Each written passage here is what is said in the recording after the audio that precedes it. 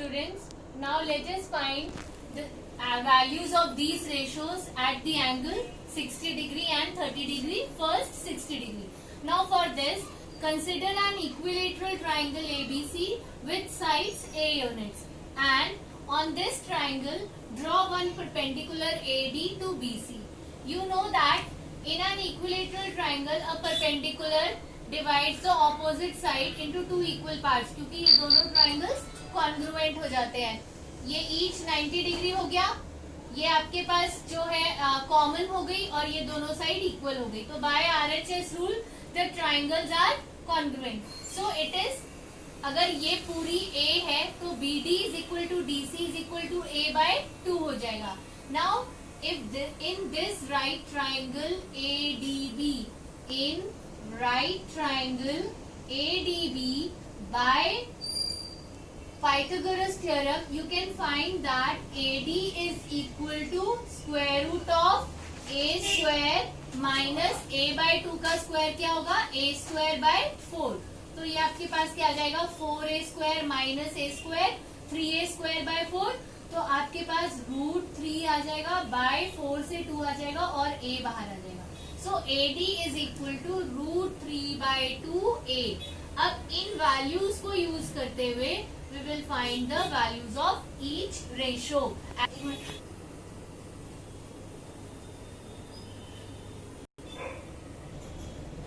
Let us start first with sine 60 degree. We know that it is the ratio between perpendicular and hypotenuse. तो perpendicular by hypotenuse का यहाँ से क्या आएगा बेटे, perpendicular हो गया √3 by 2A upon hypotenuse. Hypotenuse क्या है, A है. तो आपके पास ये A और A कट गया और आपके पास आंसर क्या आ गया, √3 by 2. तो साइन 60 डिग्री क्या होता है, √3 by 2. नेक्स्ट हम लेते हैं cos 60 डिग्री. cos 60 डिग्री क्या होता है बेटे, बेस अपॉन हाइपोटन्यूज. तो फ्रॉम द डायग्राम बेस क्या है, BD. BD यानी A by 2, A by 2 upon hypotenuse क्या है, A. तो अगर हम इसको देखें तो it is A by 2 into denominator का रेसिप्रोकल हो जाएगा 1 by A, कैंसिल हो जाएगा, we are getting 1 by 2. So value of cos 60 degree is equal to 1 by 2. Next is tan 60 degree. तो जब आप tan 60 डिग्री करोगे it is the ratio between perpendicular and, so perpendicular from here is √3 by 2A upon basis A by 2.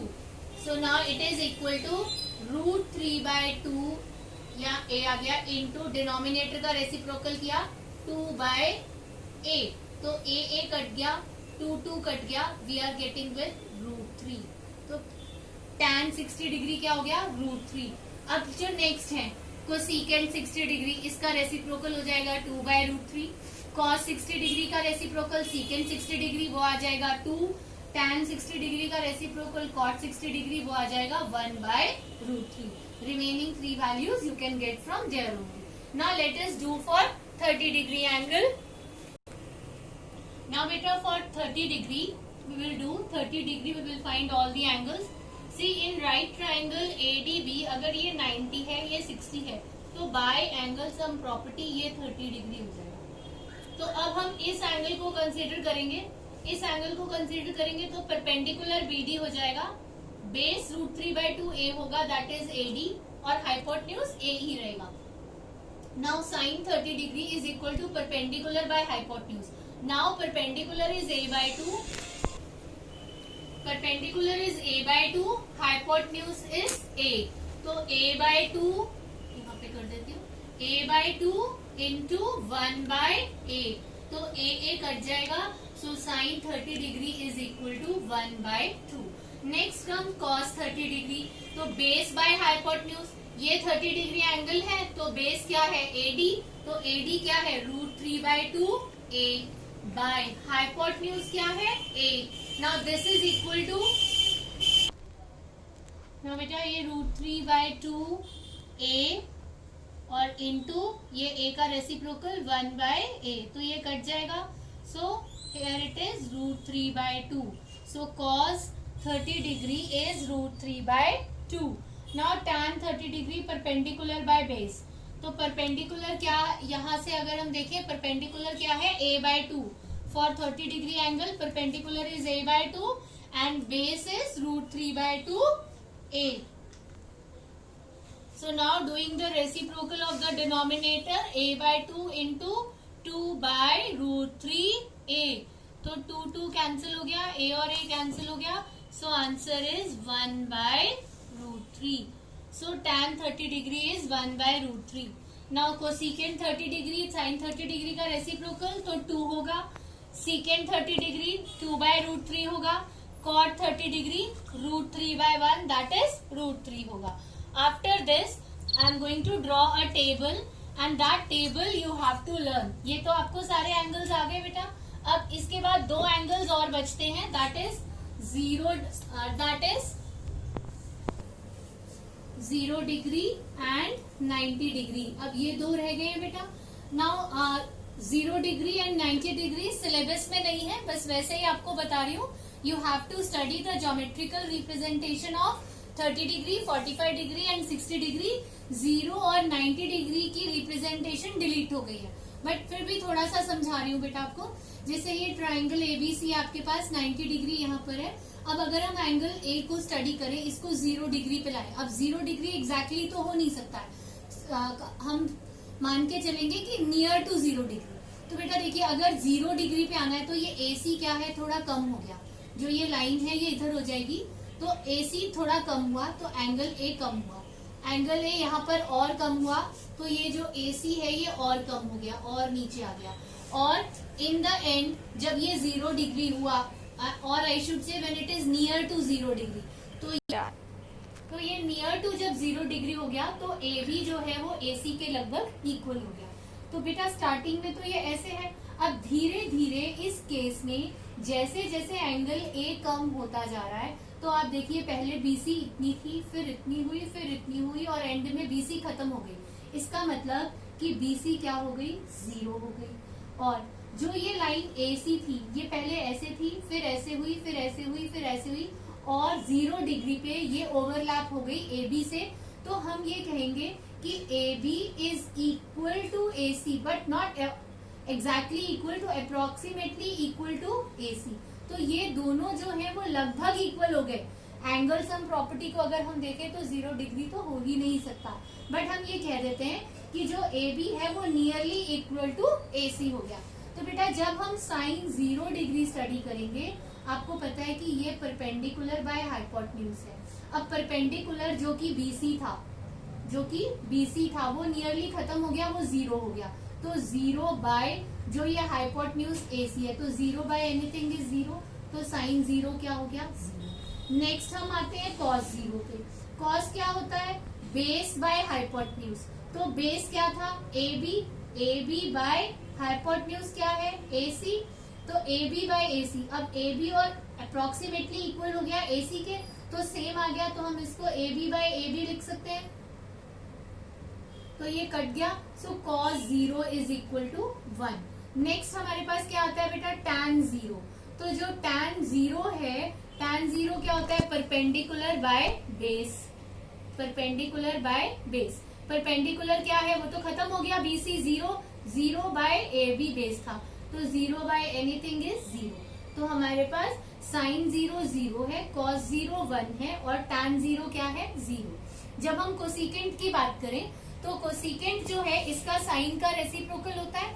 तो cosecant जब reciprocal होगा इसका, तो cosecant 0 में बेटा ये 0 बाय 1 होता है एक तरह से. तो रेसिप्रोकल करेंगे तो क्या आ जाएगा, 1 बाय 0 और 1 बाय 0. डिनोमिनेटर में तो कभी 0 आता नहीं है रैशनल नंबर पे, तो हम इसको लिखते हैं कि cos 0 इज नॉट डिफाइंड.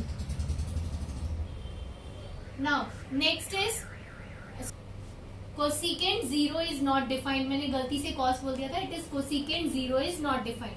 अब सीकेंट 0 cos का रेसिप्रोकल होता है, तो सीकेंट 0 भी 1 होगा क्योंकि 1 का रेसिप्रोकल 1 है.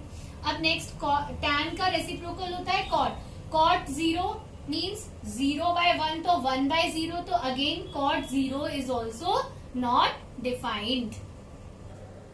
नाउ बेटा हम स्टडी करेंगे नेक्स्ट इज 90 डिग्री. जब एंगल ए 90 डिग्री होगा. Again angle A cannot be 90 degree by angle sum property, but हम स्टडी करेंगे अप्रोक्सीमेटली ये 90 डिग्री हो तब. बेटा जब एंगल ए 90 है तो ये देखो यहाँ पे थोड़ा एंगल जो है बड़ा हो रहा है, यहाँ पे कम है तो ये इस तरफ ये वाली जो हाइपोटेन्यूज है ये इधर मूव करी तो एंगल बड़ा हो गया, और एंगल इधर ए पे और इधर मूव करी ये साइड तो यहाँ पर एंगल और बड़ा हो गया. और जब ये यहाँ पर बिल्कुल इसके ऊपर आ जाएगी, ओवरलैप कर जाएगी, तो एंगल ए भी 90 डिग्री है अप्रोक्सीमेटली हम कह रहे हैं. उस केस में अब यहाँ पर क्या हुआ कि धीरे धीरे जो हाइपोटेन्यूज है वो किसके बराबर आती चली गई, ए बी के बराबर. तो AC जो हाइपोटेन्यूज है वो इक्वल हो गई AB के बराबर, और आई कैन से अप्रोक्सीमेटली इक्वल हो गई AB के बराबर. और जो आपके पास खत्म क्या होती चली गई, ये साइड देखिए, ये धीरे धीरे धीरे ये साइड एलिमिनेट होती चली गई. तो यहाँ पर जो हमारे पास AB थी, सॉरी जो हमारे पास बेटा ये AB नहीं आएगा, यहाँ पर आएगा CB और I can say BC approximately equal to BC. देखिए जैसे जैसे ये एंगल पास आता जा रहा है तो ये जो आपके पास AC है वो किसके इक्वल होती जा रही है, BC के इक्वल होती जा रही है. ये AC BC के इक्वल हो गई. यहाँ पर जो AC है वो एग्जैक्टली BC के ऊपर आ गई, तो AC is approximately equal to BC. और ये जो साइड है ये धीरे धीरे एलिमिनेट होती चली गई. जब A पॉइंट बिल्कुल B के पास आ गया या रादर से ऊपर आ गया तो बेस एलिमिनेट हो गई, यानी कि हमारे पास जो AB है वो 0 हो गई. अब बेटा जब हम फिर से साइन 90 का रेशो लगाएंगे, sine 90 is perpendicular by hypotenuse. अब जो ये परपेंडिकुलर है यहाँ पर वो तो हो गया हाइपोटेन्यूज के बराबर हो गई, यानी AC और BC दोनों बराबर हो गए. तो हम परपेंडिकुलर की जगह BC लिख रहे हैं, और बाय AC, और AC और BC दोनों बराबर हो चुके हैं तो हम इसको लिख देंगे BC बाय BC, और ये कट के क्या आ जाएगा 1. तो sine 90 is 1. When we see cos 90, अब कॉस 90 क्या होता है, बेस बाय हाइपोटेन्यूज. तो ये जो बेस AB थी वो धीरे धीरे एलिमिनेट हो गई थी, खत्म हो गई थी, डिक्रीज होती चली गई और एंड में 0 आ गई. तो 0 बाय हाइपोटेन्यूज AC, तो 0 बाय एनीथिंग इज 0, तो cos 90 is 0. Now next come tan 90 degree. तो अगर हम tan 90 डिग्री की बात करें तो it is perpendicular upon base. तो बेटा जो ये परपेंडिकुलर है वो तो हमारे पास रहेगी BC, लेकिन जो बेस था वो एलिमिनेट हो गया था. तो एलिमिनेट यानी खत्म हो गया था, बेस धीरे धीरे कम हो गया था. तो डिनोमिनेटर में जब 0 आ जाए तो वो नॉट डिफाइंड होता है. तो हम इसको क्या बोलेंगे, tan 90 degree is not defined. तो जब हम रेसिप्रोकल करेंगे साइन का तो कोसिकेंट आ जाएगा. Cosecant 90 degree is 1/1 again 1. जब हम इसका रेसिप्रोकल करेंगे तो सीकेंट 90 0/1 का रेसिप्रोकल 1/0, तो सीकेंट 90 क्या होगा, नॉट डिफाइंड. और इसी तरह कॉट 90, अब यहाँ पर नॉट डिफाइंड है, समथिंग बाय 0 था तो 0 बाय समथिंग 0 आ जाएगा. So tan cot 90 is 0. बेटा you have to learn all these values. अभी मैं आपको टेबल बताऊंगी, उस टेबल में आपको लर्न करना भी सिखाएंगे. बेटा इसमें आपने फर्स्ट जैसे हम कर रहे हैं साइन A, अगर एंगल A 0 डिग्री है तो हमने देखा कि साइन 0 होता है. हम अभी आपने ज्योमेट्रिकली देखा था. साइन A अगर 30 डिग्री है तो साइन 30 डिग्री क्या होता है, 1/2. और साइन 45 डिग्री क्या है, 1/√2.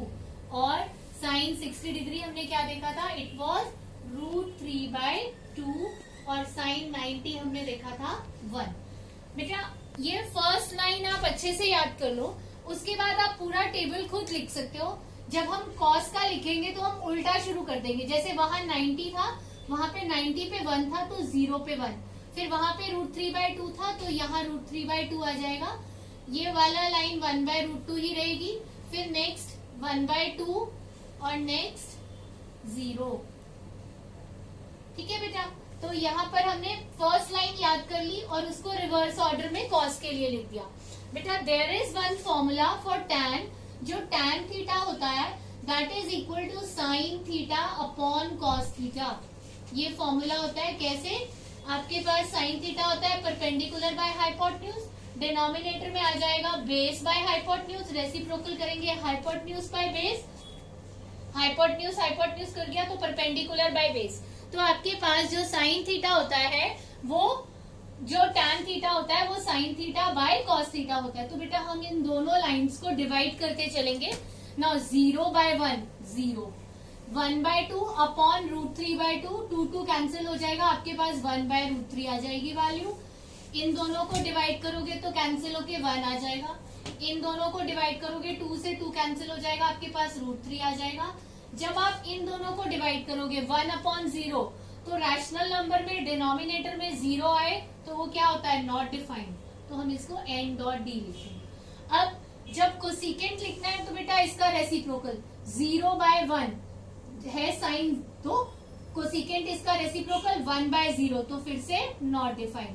फिर इसका रेसिप्रोकल 2, इसका रेसिप्रोकल √2, इसका रेसिप्रोकल 2 बाय √3 और लास्ट 1 का रेसिप्रोकल 1। नेक्स्ट आता है सीकेंट, 1 का रेसिप्रोकल 1, इसका रेसिप्रोकल 2 बाय √3, नेक्स्ट का रेसिप्रोकल √2, नेक्स्ट का रेसिप्रोकल 2। अब यहाँ पर आ गया 0 बाय 1, तो 1 by 0 again is not defined. Last cot, cot किसका रेसिप्रोकल होता है? tan का। तो 0 बाय 1 मीन्स 1 बाय 0, तो अगेन नॉट डिफाइंड। यहाँ पर सॉरी बेटा यहाँ 1 बाय √3 आएगा, यहाँ पर जब हम 2 कैंसिल कर देंगे तो 1 बाय √3 आएगा। तो 1 बाय √3 का रेसिप्रोकल √3, 1 का रेसिप्रोकल 1, √3 का रेसिप्रोकल 1 बाय √3। अब ये था नॉट डिफाइंड, नॉट डिफाइंड था मतलब डिनोमिनेटर में 0 था, तो न्यूमरेटर में 0 चला जाएगा, 0 बाय 1 हो जाएगा, सो इट इज 0। बेटा ये टेबल भी आपको बहुत अच्छे से याद करना है फॉर डूइंग एक्सरसाइज 8.2।